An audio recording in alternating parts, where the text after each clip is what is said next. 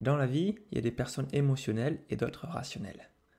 Vous avez peut-être déjà entendu ça, et aujourd'hui, on va questionner un peu cette assertion, cette phrase, pour aller un peu plus loin sur tout ce qui est relatif aux stratégies de régulation émotionnelle.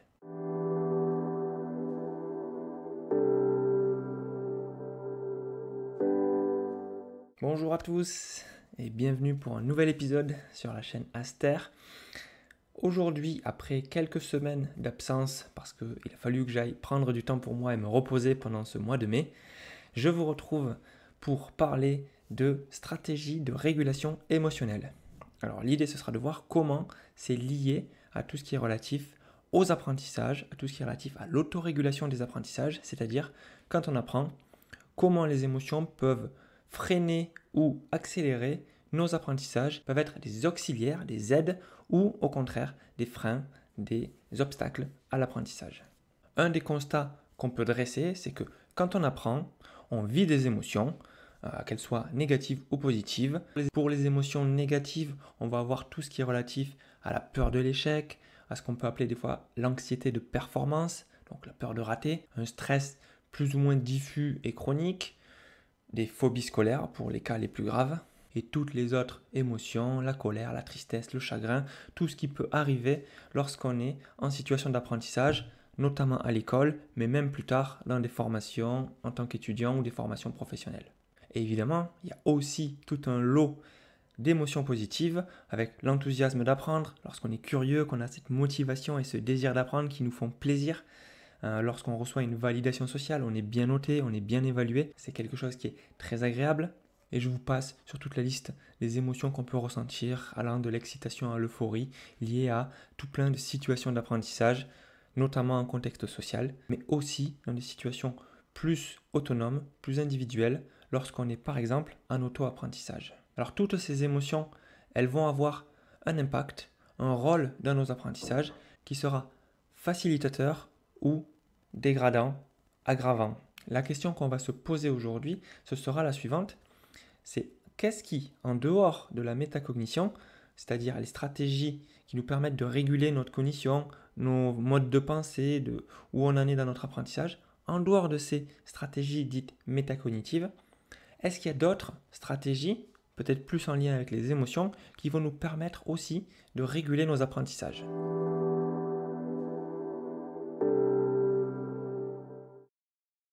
Allez, c'est parti, les stratégies de régulation des apprentissages qui sont d'ordre émotionnel.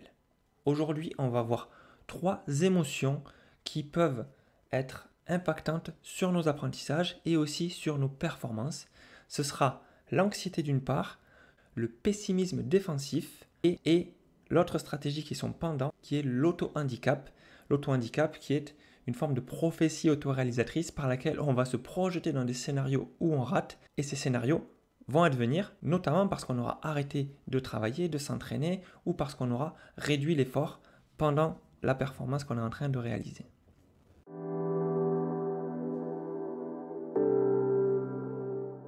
Alors premier point, voyons comment l'anxiété peut être un régulateur de nos apprentissages et de nos performances.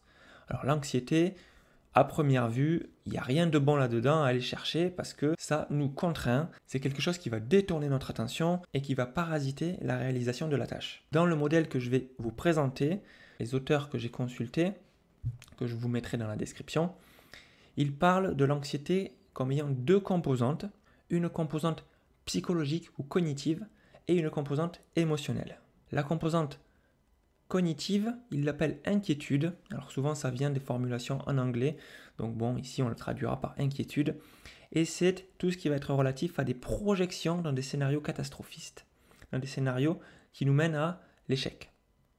Cette anxiété-là, elle va être problématique et elle va faire diminuer notre performance parce qu'elle va gaspiller notre énergie mentale, nos ressources cognitives pour faire autre chose que la tâche sur laquelle on travaille. En somme, l'anxiété, elle va réorienter, réallouer des ressources cognitives vers une tâche qui n'est pas pertinente pour obtenir le résultat qu'on souhaite avoir, c'est-à-dire réussir. Et cette réorientation des ressources cognitives, elle peut se diriger vers plusieurs choses. Elle peut se diriger vers, comme je l'ai dit, la projection dans des scénarios mentaux catastrophiques. Oh là là, ça va mal se passer. Oh là là, je suis nul. Oh là là, vraiment, je ne vais pas y arriver. Ou dans de la comparaison sociale. Oh là là, t'as vu comment lui il fait mieux. Lui, il est vraiment très fort. Franchement, moi, j'arriverai pas à faire aussi bien. Tous ces discours dans lesquels on peut plonger, dans lesquels on peut s'immerger alors qu'on est en train de faire une tâche, c'est des discours parasitants, c'est tout ce qui est lié à l'anxiété au niveau cognitif. Pour ce qui est de la composante émotionnelle de l'anxiété, ça va être toutes les réactions, les manifestations physiologiques, c'est-à-dire qu'est-ce qui se passe vraiment au niveau corporel. Donc ça peut être souvent quand on parle d'anxiété ou de stress, les manifestations physiologiques qui sont associées, ça va être la gorge nouée, le ventre ballonné, l'estomac qui est vraiment contraint, c'est la voix qui part en vrille, ça va être toutes ces manifestations qui, si elles dépassent un certain seuil, vont devenir trop préoccupantes pour qu'on puisse les inhiber, les laisser de côté, et on va devoir les traiter, et soit revenir à un état d'équilibre dans lequel on peut réaliser la tâche, soit quitter et abandonner cette tâche parce qu'on aura un surplus émotionnel trop fort. Ça peut être aussi les battements du cœur, la respiration qui devient saccadée. Vous avez tous connu ça quand vous avez une performance orale à faire par exemple. L'émotion peut vous submerger et c'est dans ce cas-là, submerger ça veut dire qu'elle a dépassé un certain seuil et quand elle dépasse un certain seuil, eh bien à ce moment-là, vous ne pouvez plus vous concentrer sur votre tâche qui, par exemple ici, est de parler à l'audience, d'articuler votre pensée et d'argumenter vos propos pour que l'information soit fluide et intéressante. Dans ces cas-là, l'émotion est trop forte et donc vous devez gérer d'abord les signaux vitaux de est-ce que je vais bien, est-ce que mon corps est dans un état d'équilibre qui me permet de rester devant cette audience et de parler. Alors, si je résume, quel est l'effet de l'anxiété sur la régulation de nos performances ou de nos apprentissages? Elle est globalement très négative puisqu'elle va entraîner une diminution des ressources attentionnelles et des ressources cognitives qui sont disponibles pour réaliser la tâche, pour réaliser la performance. Elle va engendrer des ruminations mentales qui détournent notre attention de l'objet précis de la tâche et elle va nous focaliser sur le self, donc sur soi-même, sur le soi en français. Et cette focalisation sur nous-mêmes, elle peut se traduire par de l'autodénigrement, des préoccupations pour soi-même, la manifestation d'insatisfaction personnelle. Et donc, on se recentre sur soi-même avec des discours très négatifs. Et ça nous empêche de faire les tâches correctement, en plus de diminuer l'estime de soi. Et c'est là qu'on voit que l'anxiété, elle dépend aussi du niveau d'estime de soi préalable. C'est là que certains critères de réalisation de la tâche, par exemple le caractère public, c'est-à-dire est-ce qu'on est entouré par des gens, va devenir un facteur aggravant parce que quand on est entouré par des gens, il se peut qu'on ait tendance à nouveau se concentrer encore plus sur soi-même et à avoir ces mécanismes de comparaison sociale, ces mécanismes de dévalorisation, autodénigrement et donc de diminution de l'estime de soi.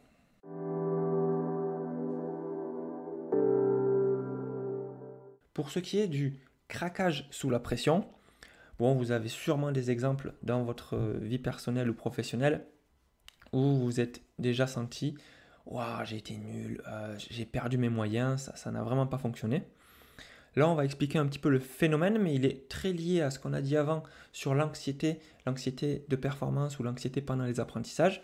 Craquer sous la pression, c'est diminuer ses performances dans une tâche qui requiert des habiletés particulières. Les habiletés particulières, ça peut être des habiletés mentales, des habiletés cognitives ou des habiletés motrices, faire un geste. C'est particulièrement le cas dans les jeux d'adresse. Moi, pour vous donner un exemple, je jouais fréquemment à la pétanque, c'est un peu moins le cas maintenant. Mais pour vous donner l'exemple, il y a dans ce jeu-là, très souvent, il y a des boules qui sont plus importantes à tirer que d'autres, qui sont plus importantes à pointer que d'autres. Et quand vous êtes sur ces boules-là, on va dire des fois, celle-ci, elle pèse plus lourd. Sous-entendu, on a un poids plus grand alors que la boule n'a pas changé de poids. Ça montre bien que l'anxiété de performance dont on parlait tout à l'heure, quand elle est présente, elle se manifeste de manière physiologique. On a des sensations, ici c'est des sensations tactiles de lourdeur sur le bras, qui vont se manifester. Et ça peut amener, par exemple, c'est des choses que moi j'ai déjà vues, une crispation dans le bras. Donc la synchronisation de tous les mouvements n'est plus opérante parce qu'il y a un parasitage de la séquence gestuelle pour ce cas-là. Ça peut être le cas avec plein d'autres sports d'adresse qui, je ne les ai pas pratiqués, mais j'imagine peuvent être sensibles à ce genre de parasitage par un effet d'anxiété ou par un craquage sous la pression. On peut parler des sports où il y a du tir, par exemple le biathlon. On peut parler du golf, du tennis aussi au service. Ça, c'est une chose que je regarde souvent. Le service est un moment très particulier. Et d'ailleurs, on le voit quand les tennisman ou les tenniswomen se font interrompre par quelqu'un qui crie, quelque chose comme ça.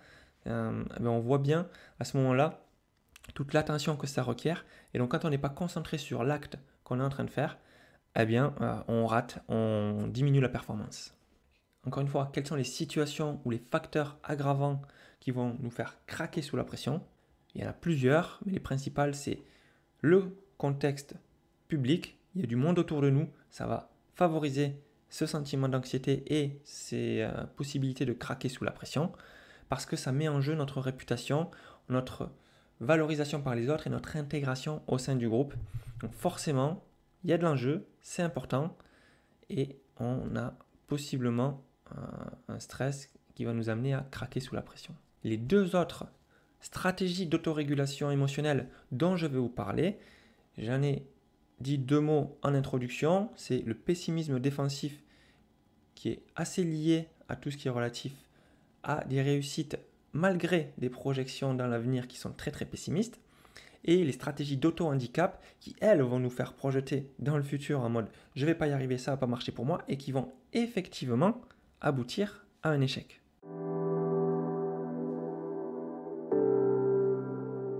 Le pessimisme défensif, dit autrement, c'est quand j'imagine le pire pour avoir un regain de motivation, pour persévérer dans l'effort et augmenter l'effort.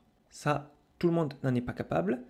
Et je discuterai à la fin de savoir qu'est-ce qui fait la différence entre l'auto-handicap et le pessimisme défensif, puisqu'il y a au cœur même des deux stratégies une projection dans le futur pessimiste, une projection qui nous amène à je ne vais pas y arriver ou ça va être catastrophique, je vais échouer. Dans un sens, le pessimisme défensif, c'est un peu comme les dystopies qui nous permettraient d'anticiper le futur, de nous y projeter dedans pour pouvoir l'éviter, pour pouvoir réorienter la barque, changer le cap et arriver à nos fins, arriver à atteindre notre objectif. Alors quand est-ce qu'on utilise le pessimisme défensif?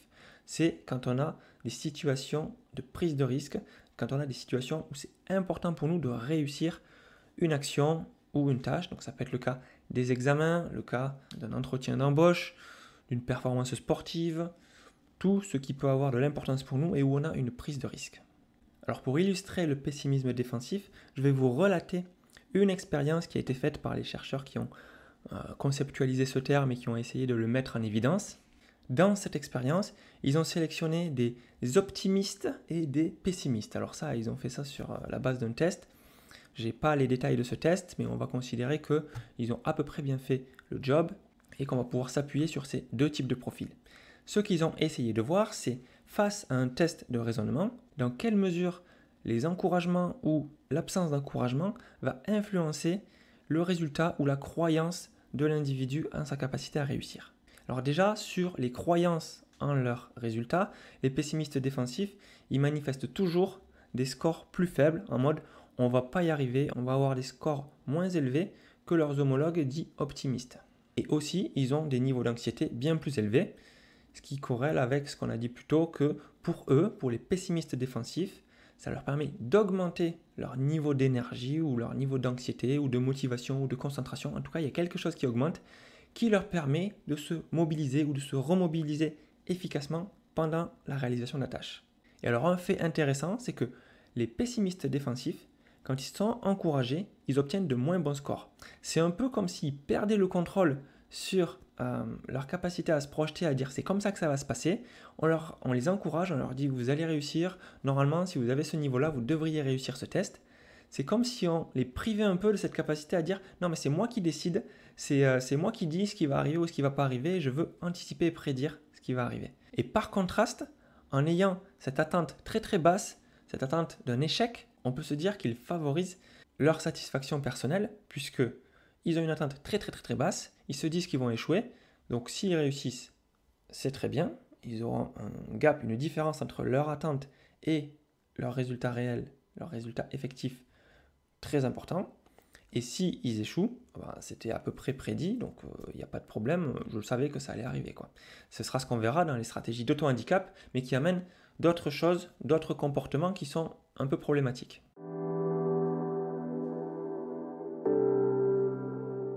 Pour ce qui est des stratégies d'auto-handicap, on a le même processus que dans le pessimisme défensif, c'est-à-dire je me projette dans des scénarios où je vais échouer, je vais rater, ça ne va pas bien se passer pour moi, mais ça va avec des comportements d'auto-sabotage, on pourrait dire, c'est-à-dire des actions, des choix ou des positionnements qui vont nous faire externaliser la responsabilité de la performance. C'est-à-dire qu'on va excuser l'échec par des facteurs externes. Et ça va nous amener à des discours internes du type si j'échoue, c'est pas ma faute. Et d'un autre côté, on va aussi avoir pour les réussites le phénomène inverse. Quand j'ai réussi, c'est moi, c'est que j'ai été bon. On peut relier ça à des notions que vous connaissez peut-être, qui sont celles de locus interne et locus externe. Donc le locus externe, c'est quand on attribue les résultats à des causes externes. Par exemple, j'ai eu de la chance, l'évaluateur il a été gentil, des choses comme ça. Ou grâce à Dieu, je ne sais pas si c'est du locus externe, mais bref. Ou le locus interne, lui on va considérer que c'est nos efforts, notre persévérance, ce qu'on a fait par le passé et nos compétences qui nous ont permis d'arriver au résultat qu'on a obtenu. Ici, avec les stratégies d'auto-handicap, on a tout un ensemble d'actions préalables à la performance qui vont nous faire rejeter la responsabilité, qui vont nous faire dire si j'échoue, c'est pas ma faute parce qu'il y avait telle ou telle raison, tel ou tel motif qui a fait que j'ai échoué. En quelque sorte, c'est se dédouaner a priori avant que la performance ait eu lieu. Pour vous donner des exemples, ça peut être l'élève qui dit de toute façon, si je rate, c'est normal, j'ai pas révisé. Sauf que justement, c'est parce qu'il n'a pas révisé qu'il va rater. Et il y a une petite inversion de la cause à ce niveau-là. Ça ne veut pas dire que s'il avait révisé, il aurait réussi, mais en tout cas, il aurait eu plus de chance. Vous le voyez, on est proche de ce qu'on pourrait appeler une prophétie autoréalisatrice qui aurait deux versants. Par exemple, la méthode Coué, si vous connaissez, je vais y arriver, je vais y arriver, je vais y arriver, on se répète qu'on va avoir un résultat positif, qui pourrait être une forme de projection dans l'avenir très optimiste, et cet auto-sabotage, cet auto-handicap, qui est une projection dans l'avenir en mode je ne vais pas y arriver, je vais échouer, et qui nous fait avoir toutes les actions qui vont nous faire aller sur la voie de l'échec. Là où la méthode Coué ne nous fait pas avoir des actions pour aller réussir, c'est juste de l'auto-persuasion, de l'auto-suggestion. La stratégie d'auto-handicap, elle nous amène à éviter des actions qui pour autant auraient pu nous mener au succès. Et c'est probablement là qu'est la différence avec les stratégies de pessimisme défensif. Pessimisme défensif, c'est que je me projette dans les scénarios négatifs, dans les scénarios d'échec. Pour autant, je mets toujours en œuvre des actions qui vont contribuer à ma réussite. Une notion proche de la stratégie d'auto-handicap dont je vous parle depuis tout à l'heure, c'est celle de résignation apprise. Dans un certain sens, la résignation apprise, si vous connaissez le concept, c'est le fait de ne même pas tenter, de ne même pas essayer un exercice, une tâche, une activité, parce qu'on se dit qu'on ne va pas y arriver. Donc c'est lié à tout ce qui est relatif au sentiment d'auto-efficacité, c'est-à-dire dans quelle mesure je me sens capable de faire ça. On parle des fois de sentiment de compétence. Donc tout ça, c'est lié à des sentiments d'auto-efficacité faibles, c'est-à-dire je ne me considère pas capable de faire telle ou telle action. Et on le voit, pour les gens qui n'essaient même pas de réaliser la tâche, ils ont 100% de probabilité d'échec. C'est sûr qu'ils vont rater, puisqu'ils ne vont même pas faire. Donc ça, c'est quelque chose d'assez classique, je ne vous apprends rien là. Mais la stratégie d'auto-handicap, elle peut se manifester par tout un continuum de je ne fais pas une seule action pour participer à ma réussite, ou j'en fais quelques-unes, mais j'en fais plein d'autres, ou j'en abandonne plein d'autres qui vont quand même faire que je vais échouer. Une expérience qui est intéressante et que je vais vous livrer en quelques mots sur ce phénomène-là, le phénomène d'auto-handicap, c'est alors des expérimentateurs qui ont fait passer un test de raisonnement qui est censé révéler les individus intelligents. Bon, c'est toujours délicat de parler de ces sujets-là. Ils ont donné aux élèves des problèmes à résoudre qui étaient insolubles et d'autres où il y avait une solution. Et à chaque fois, de toute façon, ils les ont récompensés, ils ont gratifié leurs efforts en disant vous avez réussi, c'est très bien, vous avez bien effectué la tâche. Donc ils ont été complimentés. Il y avait une condition où c'était privé et une condition où c'était public. Mais ça n'a rien changé. Donc on va couper au montage. Il y avait une autre condition qui était une condition où ils prenaient une drogue. Ils prenaient une drogue qui était censée améliorer leur performance ou une drogue qui était censée dégrader, diminuer leur performance. Alors je sais, prendre des drogues dans des expérimentations scientifiques, on le ferait peut-être plus aujourd'hui, c'est les années 70, voilà, c'était open bar on va dire. Alors évidemment, c'était pas des drogues genre cocaïne, ecstasy ou des choses comme ça, hein. Mais enfin, c'est vrai qu'aujourd'hui, le comité d'éthique serait peut-être un peu plus regardant. Comme je le disais, ils avaient le choix de prendre une drogue dégradante ou une drogue améliorante. Et on voit que les profils qui ont tendance à adopter ces stratégies d'auto-handicap, à votre avis, ils vont prendre quelle drogue? Vous l'aurez compris, ils ont eu tendance à prendre la drogue qui était dégradante, c'est-à-dire pour se donner une bonne raison de rater le test. Donc comme j'ai pris une drogue qui va dégrader mes capacités, eh bien, c'est normal que j'ai échoué, parce qu'en fait, c'est la drogue. Donc locus externe, on met la faute sur un élément extérieur. Ici, c'est le fait d'avoir pris une drogue, et ça ne remet pas en cause mes capacités, ça ne remet pas en cause mon estime de soi. Et on voit que la stratégie d'auto-handicap, elle est très souvent associée à une faible estime de soi. Et comme j'ai une faible estime de soi, j'utilise ces stratégies d'auto-handicap pour ne pas me mettre à l'épreuve, pour ne pas réellement voir quelles sont mes compétences ou ce dont je suis capable. De cette manière, je protège mon estime de soi et je ne me mets pas en danger. Donc au final, c'est une peur de la prise de risque. Un dernier concept que je vais développer et qui est assez proche de ces stratégies d'auto-handicap, c'est ce que j'appelle l'évitement actif d'information. L'évitement actif d'information, c'est quand on ne veut pas connaître une donnée d'un problème ou une donnée personnelle. Exemple, je ne vais pas me faire dépister parce que comme ça, je ne sais pas si j'ai le cancer ou pas. Je suis tranquille entre guillemets. Exemple, je ne veux pas recevoir ma note à l'examen parce que comme ça au moins, je ne sais pas combien j'ai eu et ça me va. Les stratégies d'auto-handicap, elles sont une forme d'évitement de l'information, mais très très actif puisque cette information-là, on va faire en sorte qu'elle ne soit même pas disponible. C'est même pas, elle est disponible quelque part et je ne veux pas aller la chercher. C'est, je ne veux même pas qu'elle soit disponible. Donc, je ne vais pas faire l'effort nécessaire pour savoir si je suis capable ou non de réaliser cet exercice. Et comme ça, il n'y aura pas l'information sur est-ce que je suis nul ou est-ce que je suis bon, est-ce que je sais faire ou est-ce que je ne sais pas faire. Et pour finir, des stratégies similaires à l'auto-handicap ou impliquées dans les stratégies d'auto-handicap, c'est tout ce qu'on a vu qui est la réduction ou l'évitement de l'effort. Je ne fais pas l'effort ou je le réduis comme ça. Si jamais un échec arrive, c'est parce que j'aurais pas fait l'effort en fait. Ou diminution de la pratique. J'arrête de m'entraîner. Imaginons, je fais un sport et puis j'arrête de m'entraîner. C'est probable que je baisse mes performances, mais j'aurai une bonne raison. Alors un point que je vais creuser là et qui sera un peu plus hypothétique parce que j'ai pas encore eu le temps de creuser la question, mais je vous laisse aussi partager vos réflexions sur ce sujet-là, c'est qu'est-ce qui fait la différence entre les pessimistes défensifs et les personnes qui s'auto-handicapent. Parce qu'au final, je l'ai dit précédemment dans la vidéo, c'est le même processus. On se prévoit un avenir négatif, on se dit qu'on va échouer, et sauf qu'il y en a, ils réussissent, et d'autres, ils échouent. Alors qu'est-ce qui fait la différence entre les deux? Des points qui me semblent possibles, c'est que les pessimistes défensifs, ils n'arrêtent pas leurs actions pour autant. Donc il y a l'aspect, je persévère et je fais quand même face au risque.